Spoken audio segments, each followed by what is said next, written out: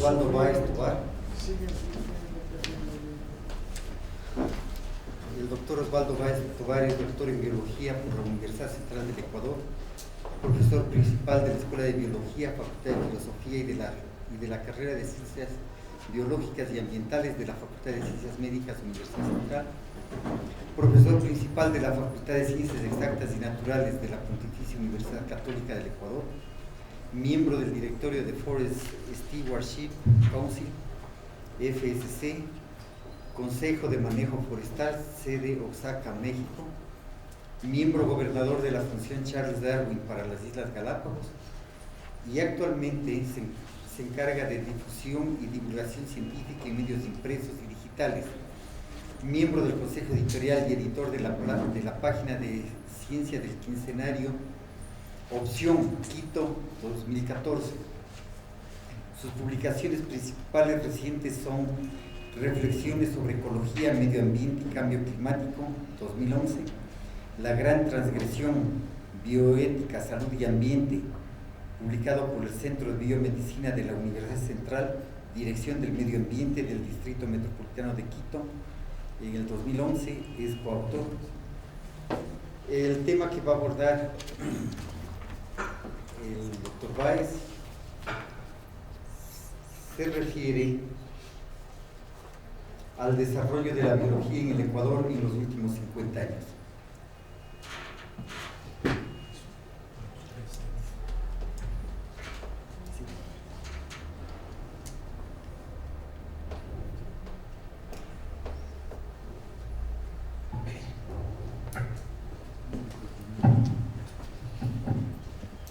Buenas tardes, señores asistentes, a este primer simposio sobre la historia de la ciencia en el Ecuador y el pensamiento científico. Por gentil invitación de la Academia Nacional de Historia, he preparado en estos meses una ponencia que busca estructurar unas grandes líneas referentes a la historia de la biología en las últimas 5 décadas. Más o menos hay un punto de partida, si podemos llamarlo así, en la década de los 60, más o menos primeros años de la década de los 60, en adelante, y coinciden en efecto que son 50 años, de los que he podido ser testigo y he podido participar en esta aventura académica extraordinaria que es participar de alguna manera en alguna actividad, en algún quehacer de las ciencias biológicas en 2 importantes universidades del país, y he tenido la suerte de conocer el desarrollo de la biología en varias universidades del país.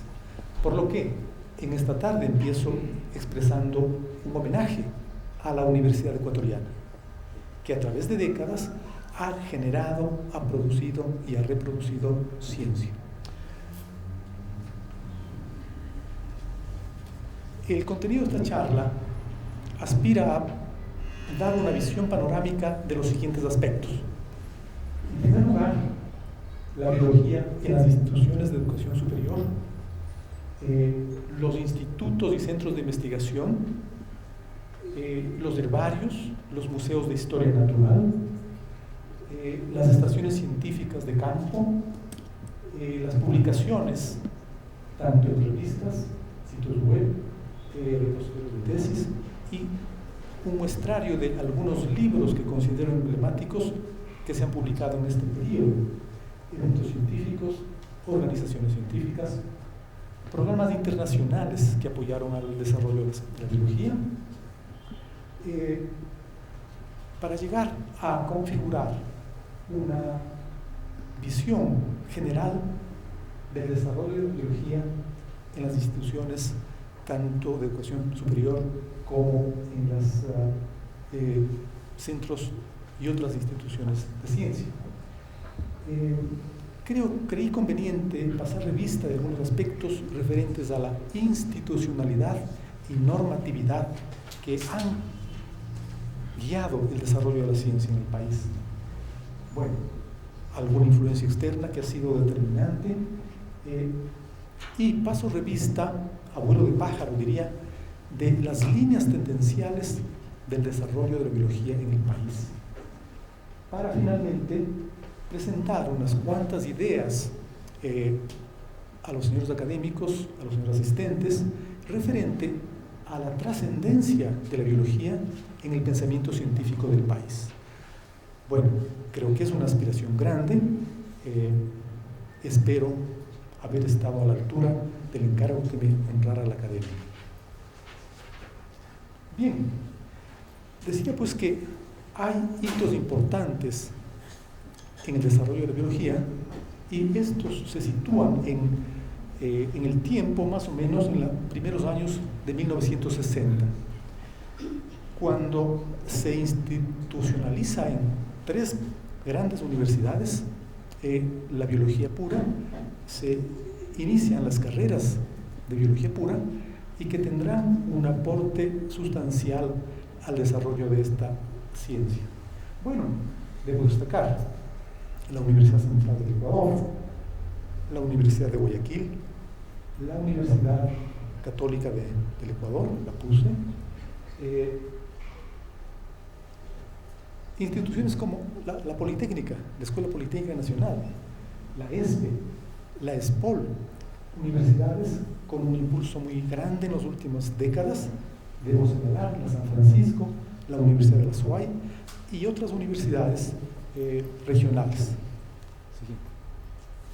Bueno, en cuanto a centros de investigación, algunos son efectivamente centros universitarios, forman parte de las universidades ya señaladas y de otras, y debo indicar que han constituido instituciones clave en el desarrollo de la ciencia biológica, ciencias médicas. El Instituto Leopoldo Izquieta Pérez, el Centro Internacional de Zoonosis de la Universidad Central, que tiene algo más de 10 años de creación, instituciones tales como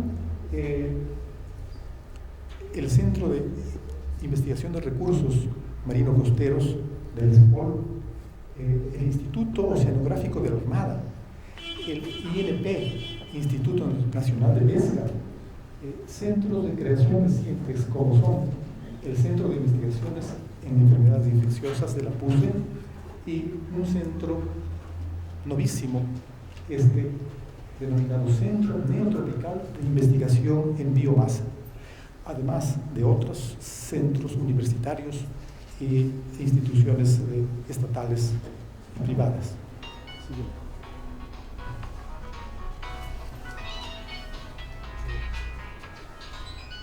Perdón.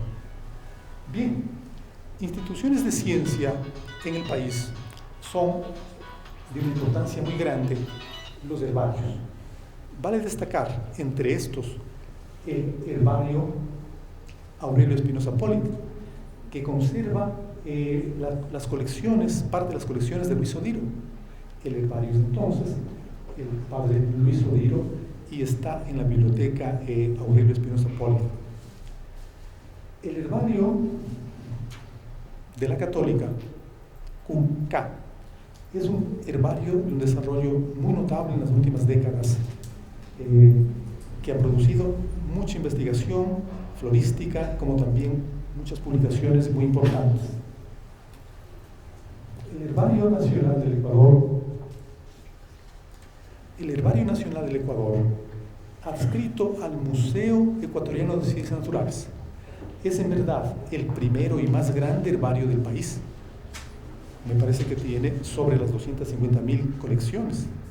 Luego le sigue efectivamente el herbario de la Católica, muy importante. En tercer lugar está el herbario Alfredo Paredes de la Universidad Central del Ecuador.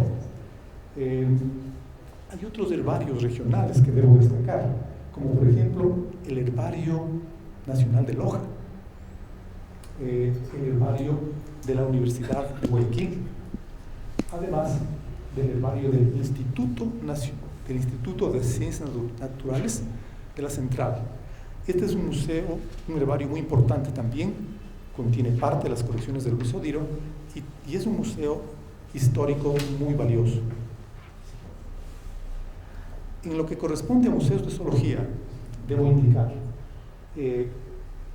tienen un desarrollo muy grande y muy importante el Museo Ecuatoriano de Ciencias Naturales, que es la institución nacional, estatal, encargada de preservar la riqueza biótica del país, y a esta institución pertenece tanto el Herbario Nacional como el Museo de Zoología, Museo de Historia Natural. En esta línea vale destacar también el Museo de Historia Natural de la Escuela Politécnica Nacional, llamado Gustavo Orsés Villagómez, en honor al primer zoólogo del Ecuador. Otras instituciones importantes son el Museo de Historia Natural del ex Instituto de Ciencias Naturales de la Central. Digo ese instituto porque pasó a ser el Instituto de Investigación y Posgrado de la Facultad de Ciencias Químicas. Un pequeño museo de Quito, del Colegio Mejía, conserva una colección muy importante, sobre todo de vertebrados y en particular de aves del Ecuador. Bien, las estaciones científicas han tenido una importancia muy grande en el país. Voy a citar algunas. La estación científica Charles Darwin, auspiciado por la Fundación Charles Darwin y que opera en la isla Santa Cruz, ha tenido una importancia muy grande tanto en la formación de biólogos como en los estudios de campo en el archipiélago. Bueno, estaciones científicas como Yasuní, estaciones científicas como Tiputini, la Estación Biológica San Francisco en Loja, la Estación Científica Pedro Franco Dávila de la Universidad de Guayaquil. Esta es una estación en la zona de Jauneche, muy importante. La Estación Científica de la Central, en Oglán Alto, en la provincia de Pastaza, además de algunas estaciones de organizaciones conservacionistas privadas. Bueno, en lo que concierne a publicaciones, he podido hacer una revisión más o menos amplia de las revistas nacionales que regularmente se publican, que se han publicado en el pasado y que han contribuido de alguna manera a generar ciencia, a difundirla en distintos medios. Así, hemos de partir de la revista Anales de la Universidad Central. Es una revista de corte cultural y humanístico, pero tiene también artículos científicos en el área de las ciencias naturales. La revista Ciencia y Naturaleza, quizá la conocieron, una revista que tuvo una historia muy larga y dado que en esta mañana hemos rendido homenaje al doctor Plutarco Naranjo, el doctor Naranjo fue director del Instituto de Ciencias Naturales y director de la revista Ciencia y Naturaleza de nuestra Universidad Central. La revista ecuatoriana de Medicina y Ciencias Biológicas. Esta es una publicación de la Casa de la Cultura Ecuatoriana que luego, desde hace unos 5 años, es una revista que la edita la Sociedad Ecuatoriana de Biología, el núcleo de Pichincha. La revista Nuestra Ciencia es una magnífica revista, tiene ya 15 años de publicarse, es Nuestra Ciencia. Es una revista de la Facultad de Ciencias Exactas y Naturales y especialmente y específicamente de la Escuela de Ciencias Biológicas. La revista Politécnica de la Escuela Politécnica Nacional tiene números monográficos dedicados a distintas facultades, pero tiene varias publicaciones muy importantes que han hecho realidad los investigadores del Museo de Historia Natural Gustavo Orsés. La revista científica de Ciencias Naturales y Ambientales de la Universidad de Guayaquil es una revista de publicación regular y periódica. La revista Cinchonia es una revista que publica trabajos de investigación de botánicos de la Universidad Central particularmente del herbario Alfredo Paredes. Avances en Ciencias e Ingenierías. Es una revista importante en el ámbito de las ciencias en general y es una publicación de la Universidad de San Francisco. Bueno, entidades estatales como el INP tiene dos publicaciones: el Boletín Científico y Técnico del Instituto Nacional de Pesca, como la Revista de Ciencias del Mar y Limnología. El INOCAR publica el Acta Oceanográfica del Pacífico, una publicación regular muy importante. La ESPE publica regularmente el Boletín Técnico Serie Zoológica, que es una publicación del Instituto de Ciencias Biológicas de la ESPE.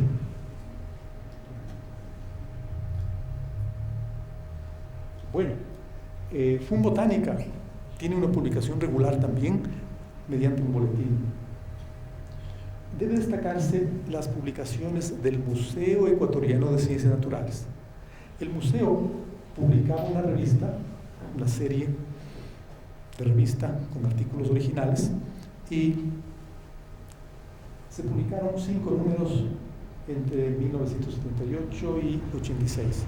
Dejó de publicarse, pero publica en cambio la serie Monografías, que son publicaciones puntuales de proyectos de investigación que realiza el museo. La PUCE, a través de su centro de publicaciones, ha dedicado efectivamente varios temas y varios libros en distinta temática que han revelado trabajos de investigación de sus investigadores, profesores investigadores como estudiantes. Recientemente se publicó la revista Bitácora Académica. Es una revista que busca identificarse específicamente con trabajos de investigación biológica en la línea que trabaja la Universidad de San Francisco. Siguiente. Bueno, me permití hacer una lista de unos 10 libros que a mi criterio marcan la trayectoria de las ciencias biológicas en el país, que nos señalan líneas, trayectorias, directrices. Puede ser que sea una apreciación personal, con que es probable que muchos no estén de acuerdo con esta lista, pero yo creo que hay publicaciones de un valor indiscutible. Y estas son, en efecto, las fanerógamas de la zona de Guayaquil, una publicación de una obra de la doctora Flor de María Valverde, botánica muy importante, muy connotada, que conoce mucho de la flora regional de Guayaquil. Y vale destacar, esta fue una publicación del Instituto de Ciencias Naturales de la Universidad Central, cuando el doctor Plutarco Naranjo era su director. Bien, los años de publicación nos dan idea del aparecimiento de estas obras. Compendio de Ciencia en Galápagos, de la Fundación Científica Charles Darwin, una publicación que reúne un conjunto, una selección de trabajos de investigación referentes a flora, fauna galapagueña y aspectos de conservación. Desarrollo embrionático temprano de los animales. Es una publicación de las primeras de la doctora Eugenia del Pino, de la PUCE, en 1989. Cito este libro porque en él se hallan aspectos muy importantes del desarrollo embrionario de los anfibios y avanza cuestiones que ahora son novedad y son referentes a la biología del desarrollo de los anfibios.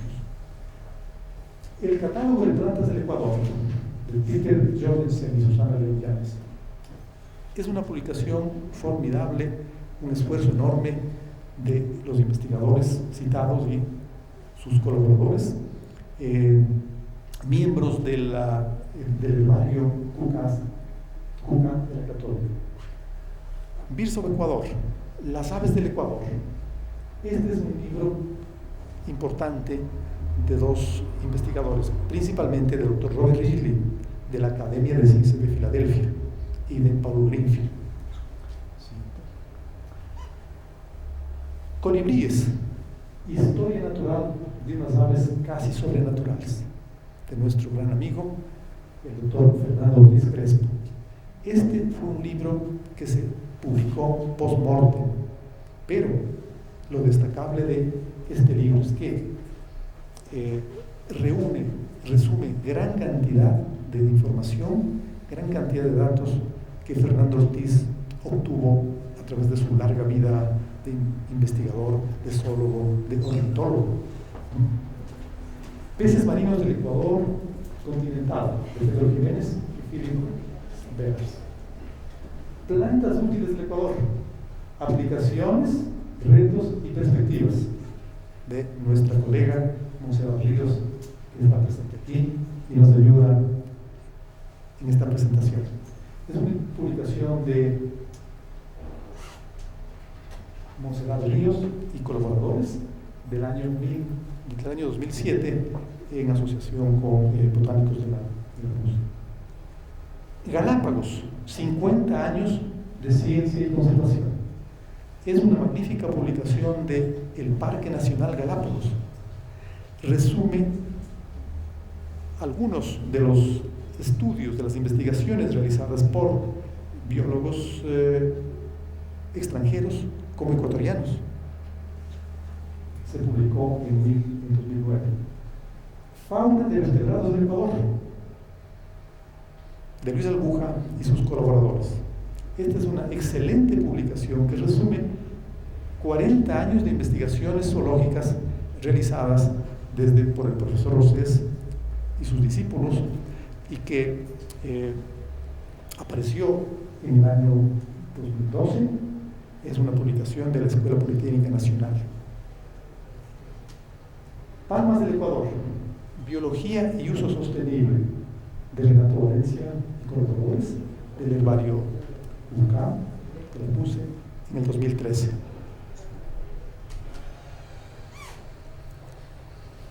Genética molecular y citogenética humana, de César Pacimiño, que nos sorprendió esta mañana con una brillante conferencia, y Andrés López. Dos biólogos, dos genetistas que trabajan intensamente en investigaciones de citogenética y genética molecular humana. Es una publicación de la UDLA y IACHAI de este año.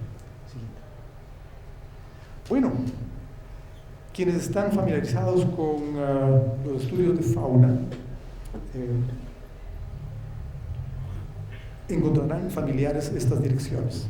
Aquí está entonces en la página web Fauna del Ecuador, Reptilia del Ecuador, Mamalia, Anfibia del Ecuador, que son páginas web que contienen valiosa información lograda en los últimos años por nuestros biólogos, por nuestros zoólogos. Es una iniciativa muy exitosa del grupo de zoólogos del Museo de Zoología de Vertebrados de la PUC. Bueno, hay mucho por investigar en los repositorios de tesis, tanto de educación superior como también repositorio de tesis de la CNC. Esto nos evidencia que en el país se realiza investigación, pero esta tiene que ser ordenada, sistematizada, difundida en el más alto nivel y más amplio nivel. Bueno, en eventos científicos debe destacarse en este ámbito las Jornadas Nacionales de Biología, que organiza cada año la Sociedad Ecuatoriana de Biología. Abajo a la izquierda vemos un anuncio de las próximas jornadas de biología que tendrán lugar en la Universidad del Faro de Manta esta misma semana. La Sociedad Ecuatoriana de Biología, de la que me honro en ser parte, ha podido mantener por 37 años, en esta semana diremos, 38 años, un evento anual, que es la cita más importante para investigadores formados, como también para jóvenes investigadores que empiezan a hacer sus armas en la investigación como en la presentación de trabajos científicos en eventos. El Congreso Ecuatoriano de Botánica es un evento regular que realiza la Fundación Botánica. El Congreso Ecuatoriano de Genética Humana, aquí hay distinguidos médicos que habrán participado en más de uno de estos eventos. El Congreso Ecuatoriano de Mastozoología, los mastozólogos están organizados y están muy activos, tienen su congreso periódico también. En cuanto a organizaciones científicas, vale destacar en el ámbito de la biología, igualmente, a la Sociedad Ecuatoriana de Biología. El logo es del núcleo de Pichincha, pero hay una organización nacional y hay núcleos provinciales. La Fundación Ecuatoriana para el Estudio de Mamíferos Marinos, con sede en Guayaquil. La Asociación Ecuatoriana de Mastozoología, la organización Mamíferos y Conservación, que aporta grandemente al estudio de los mamíferos ecuatorianos. Está citada la Sociedad Ecuatoriana de Genética Humana.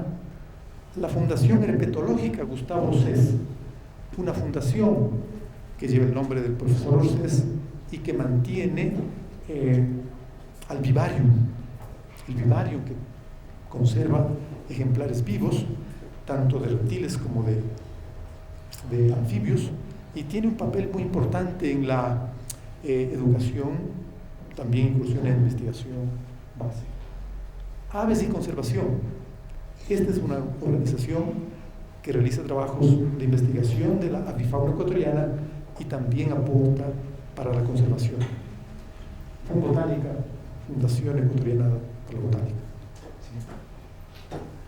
Bien, en cuanto a programas y proyectos internacionales que impulsaron la biología en el país, debo destacar dos instituciones. Efectivamente, la Red Latinoamericana de Ciencias Biológicas, la RELAB, a través de la cual el Ecuador se pudo articular al Programa de Naciones Unidas para el Desarrollo, que en los años 1975 a 80 y primeros años de esa década ofreció un impulso muy grande a las ciencias biológicas en cuanto posibilitó el entrenamiento, la capacitación de jóvenes biólogos, auspició la realización de cursos, de jornadas, congresos, en fin.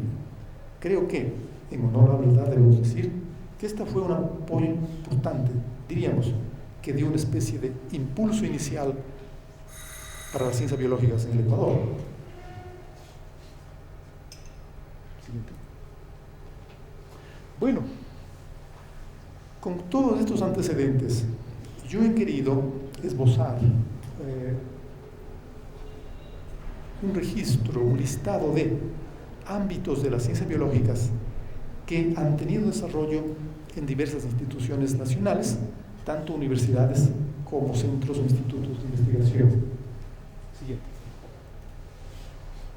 Bueno, quizá leer todo esto puede ser un poco cansado, pero en esencia lo que queremos señalar es las grandes áreas de la biología que han tenido desarrollo en unas y otras instituciones, en unas con mayor énfasis, en fin. Y a la izquierda tenemos entonces algunas ramas de las ciencias biológicas y a la derecha las instituciones en las que hemos encontrado quehacer científico en estas disciplinas. Así, por ejemplo, citogenética de plantas y animales nativos, citogenética humana y genética molecular en la PUSE, en la Universidad Central, en la UDLA, en la Universidad de San Francisco.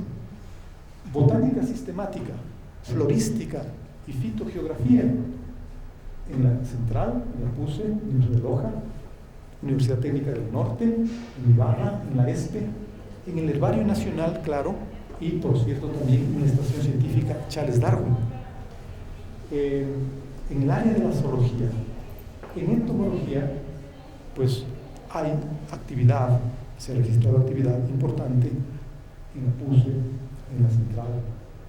Carcinología y malacología, es decir, el estudio de los crustáceos y el de los moluscos, ha tenido un desarrollo importante en algunas instituciones, entre ellas Universidad de Guayaquil, PUSE Maraví, ESPOL, ULEAM, es la Universidad Laica Eloy Alfaro de Maraví, en la Universidad Peninsular de Santa Elena, en el INOCAR, en la Estación Científica Charles Darwin. Ictiología, el estudio de los peces, tanto marinos como de agua dulce, ha tenido expresión en la Escuela Politécnica Nacional, Universidad de Guayaquil, PUSE Maraví, ULEAM, Universidad Peninsular de Santa Elena, Instituto Nacional de Pesca, Museo Ecuatoriano de Naturales, Estación Científica Charles Darwin. Herpetología, en la PUSE, en el Museo de Ciencias Naturales, en la Estación Científica Charles Darwin, en la UNS. Ornitología, el estudio de las aves, en la Escuela Politécnica Nacional, en la PUSE, en el Museo de Ciencias Naturales, en la Universidad de San Francisco, en la Estación Científica Charles Darwin. Mastozoología, el estudio de los mamíferos, ha tenido cultores en varias instituciones, como son Escuela Politécnica Nacional, PUSE, Museo de Ciencias Naturales, Universidad Central. Microbiología, en varias universidades como Universidad de San Francisco, PUSE, ESPE. Micología, el estudio de los hongos, que forman ya una disciplina con una personalidad y un desarrollo propios. Micología, en la PUSE, en la Central, en la San Francisco. Ficología, el estudio de las algas, específicamente ha tenido desarrollo en la Universidad Central, en San Francisco. Ecología terrestre, en varias instituciones universitarias, para no cansarlas. Ecología acuática, limnología, fitoplancton y zooplancton, estos particularmente en la Universidad de Guayaquil, en ESPOL, ULEAM, Peninsular de Santa Elena, PUSE Maraví y INOCAR.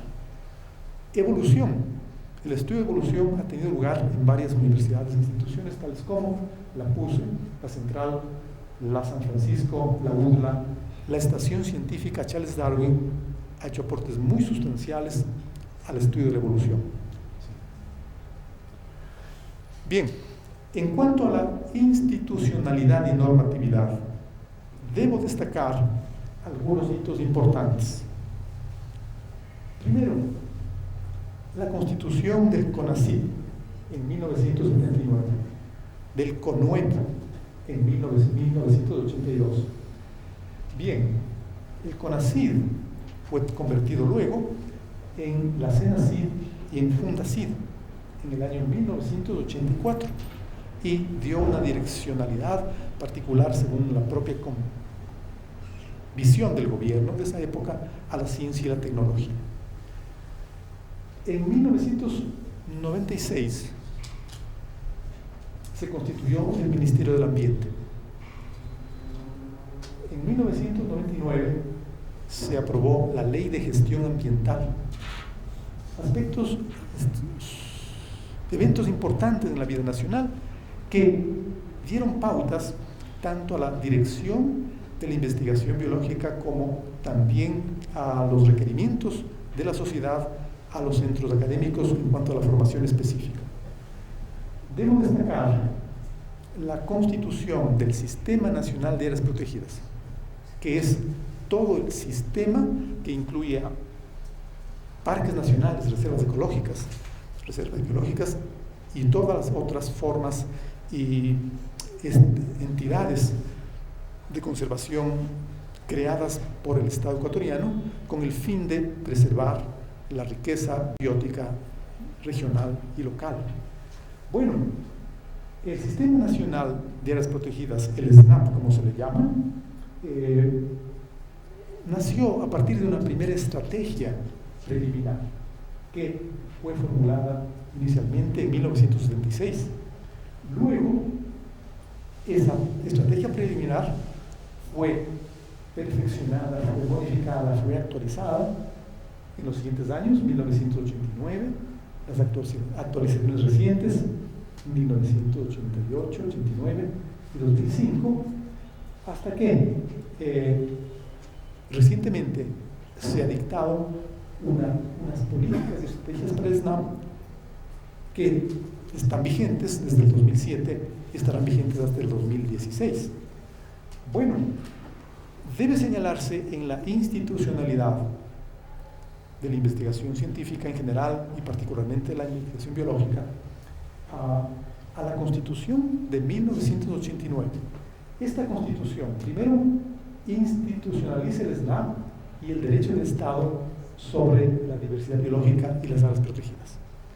La Constitución de 2008 contempla derechos de la naturaleza, la biodiversidad y medio ambiente, y crea la normativa, las directrices generales del Estado en cuanto a la nueva política de ciencia y tecnología, que está vigente y que esperamos dé un efecto importante en la formación del recurso humano, en el apoyo a las instituciones de investigación científica en general.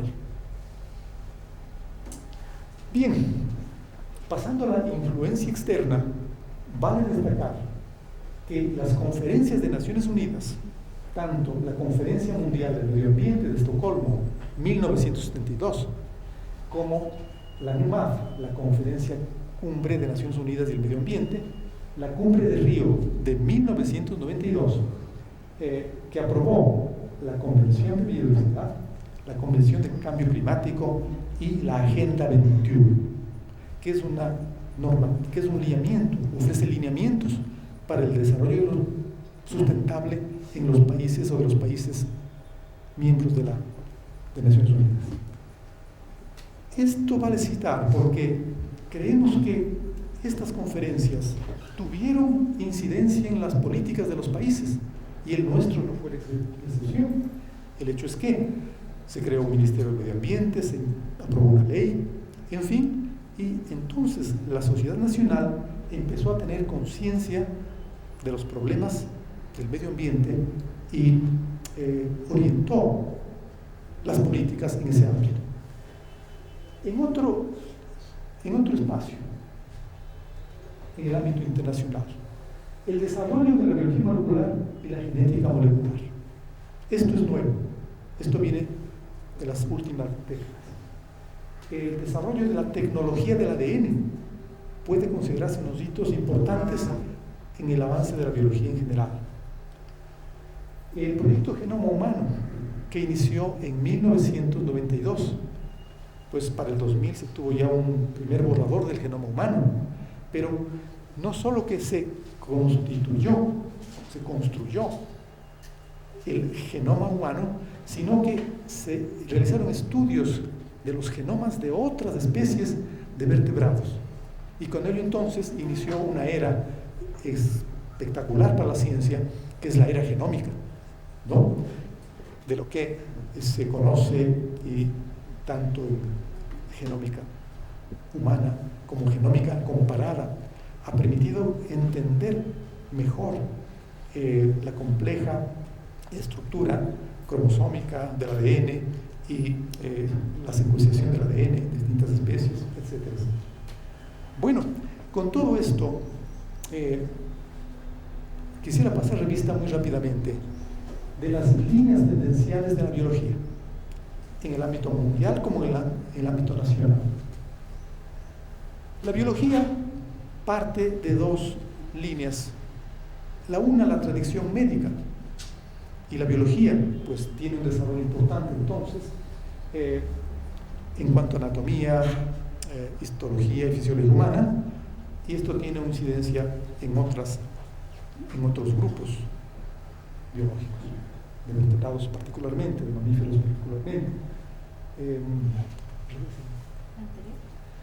La otra línea, la biología, parte de dos corrientes, decíamos, la tradición médica y la tradición de la historia natural, en donde la zoología y la botánica son ciencias fundamentales que permitieron abrir espacios de conocimiento e investigación de los seres vivos. particularmente plantas y animales en principio, luego otros. Sí.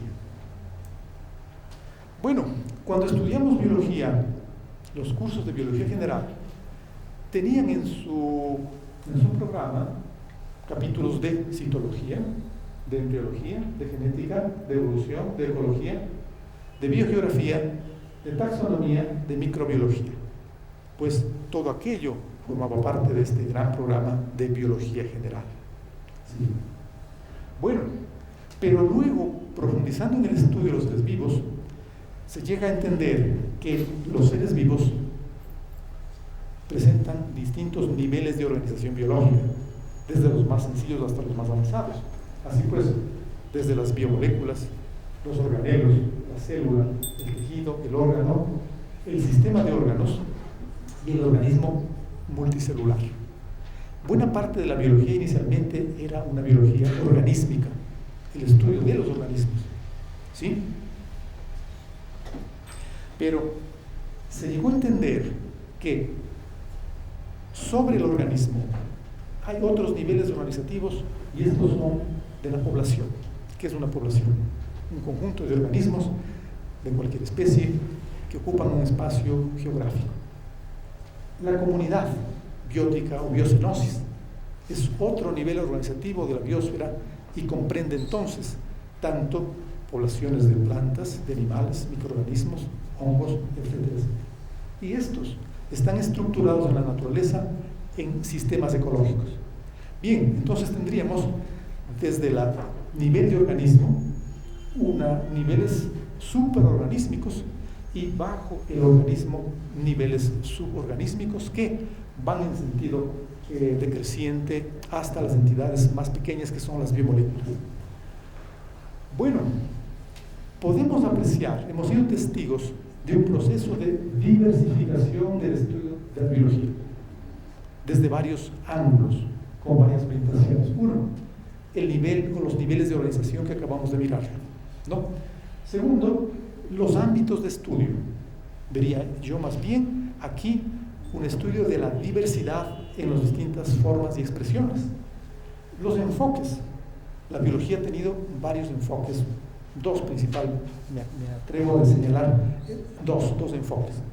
Un enfoque, podríamos llamarlo reduccionista, que busca analizar, un enfoque analítico, que busca los elementos constitutivos del ser, ¿no?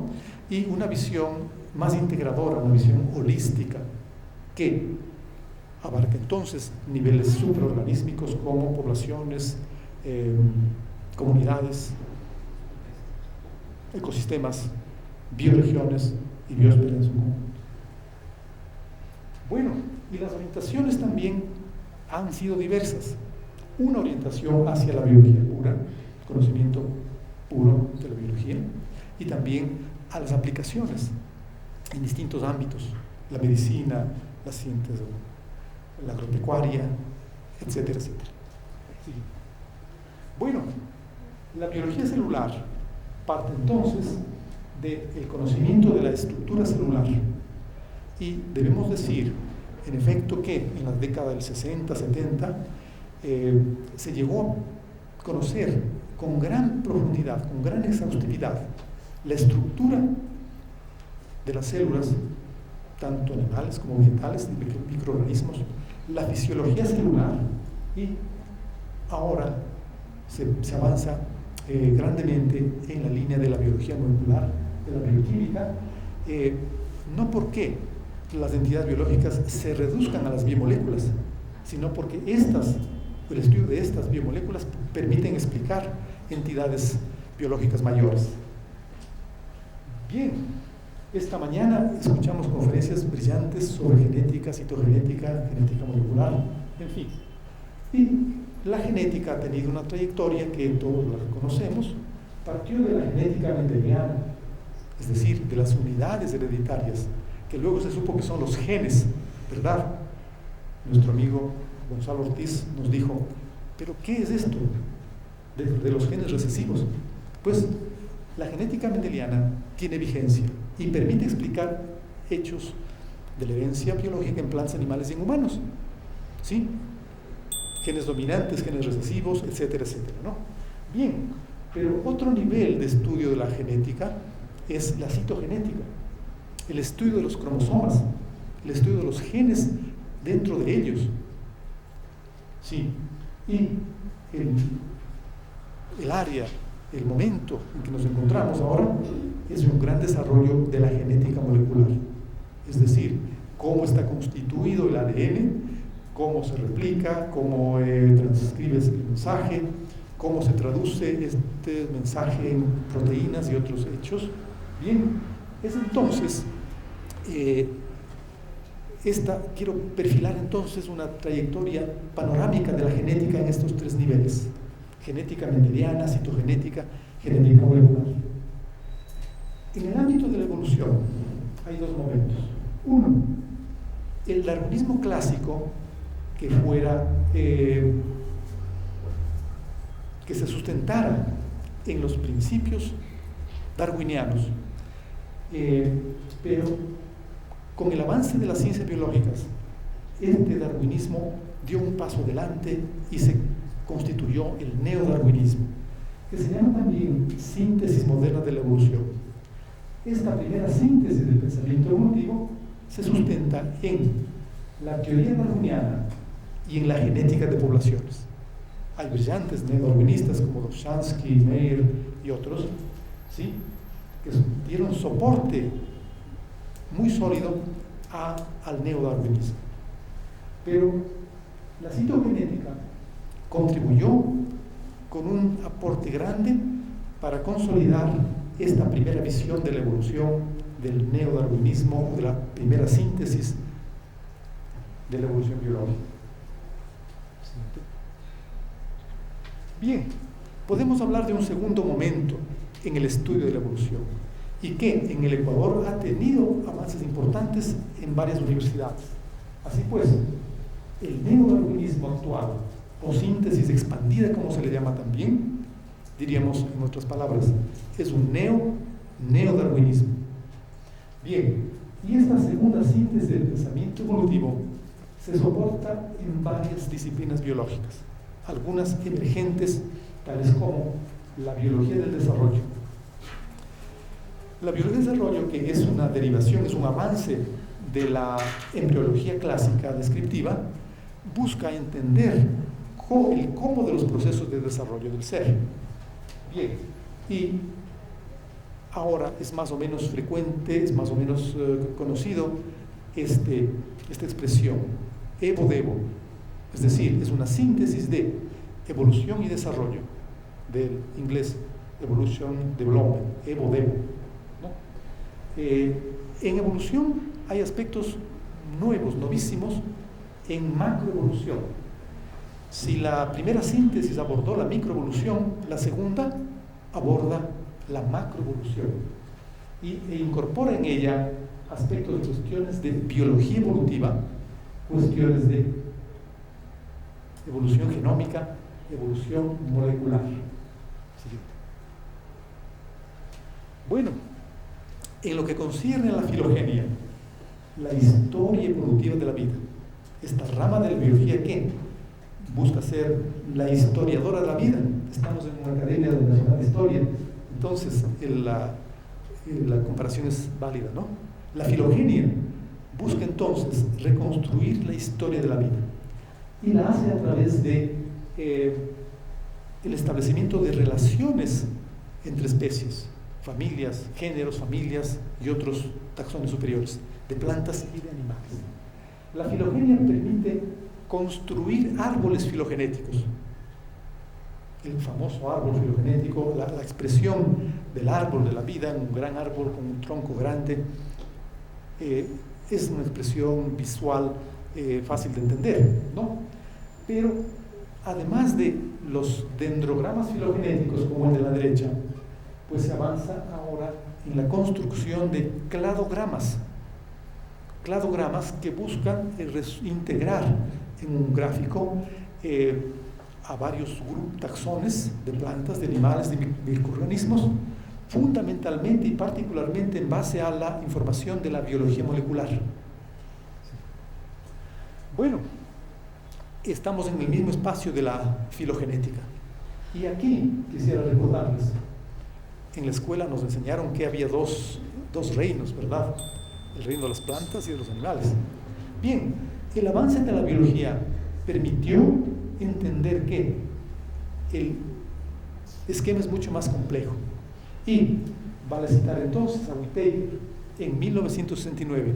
Él propone un esquema de 5 reinos: el reino plantae, de las plantas, el reino animalia, el reino fungi, los hongos, porque son diferentes, el reino protista y el reino monero.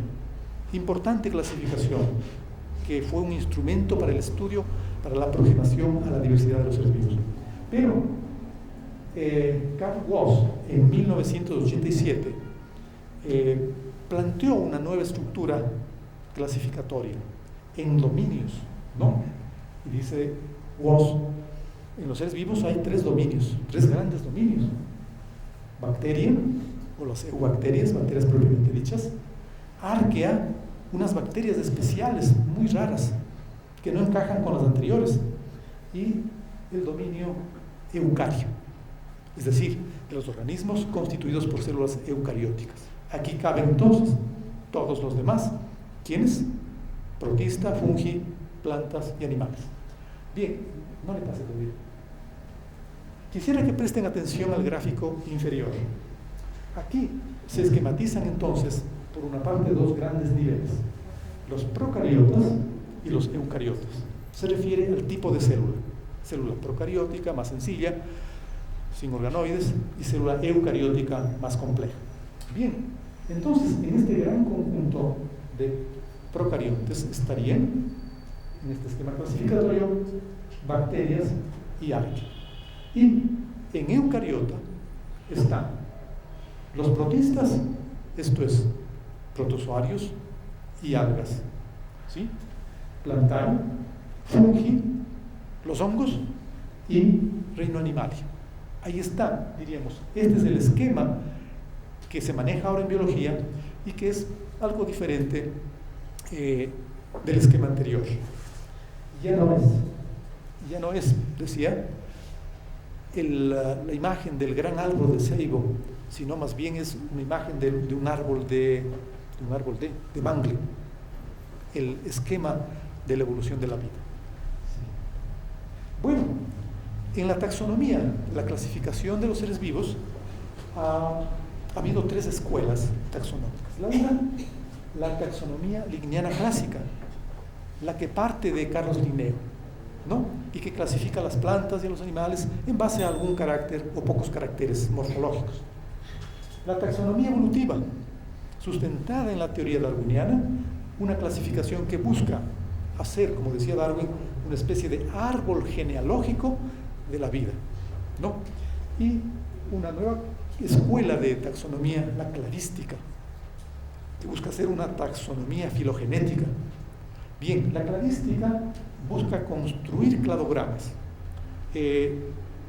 No se opone ni la taxonomía evolutiva con la cladística. Todo depende de lo que se quiera hacer. Los botánicos me parece que suscriben más la cladística que la taxonomía evolutiva. Bueno, bien, en la biología del desarrollo, diría yo, que es donde más novedades ha habido en las últimas décadas. Decíamos hace un momento que partió de la embriología descriptiva clásica. Los clásicos lograron describir el desarrollo embrionario del ser humano y de otros modelos, de otras especies de mamíferos, anfibios, etcétera, etcétera. Bien, esa era la embriología descriptiva.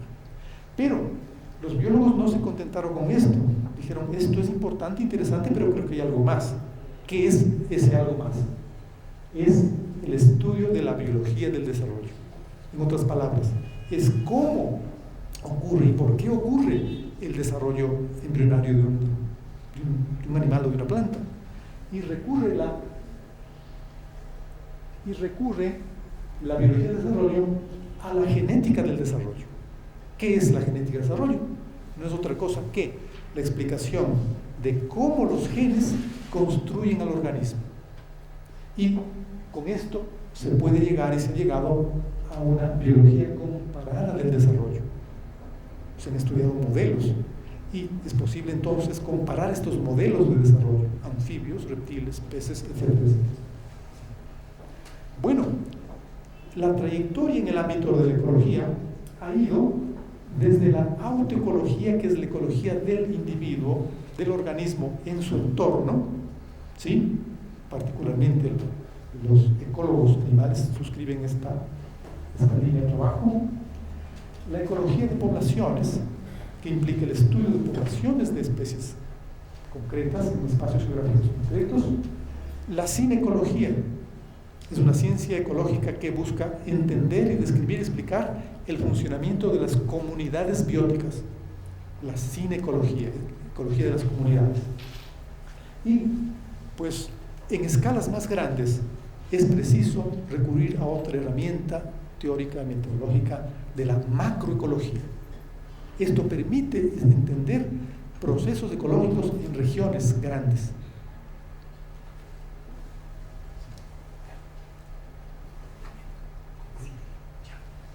Bien, solo necesito unos 2 minutos.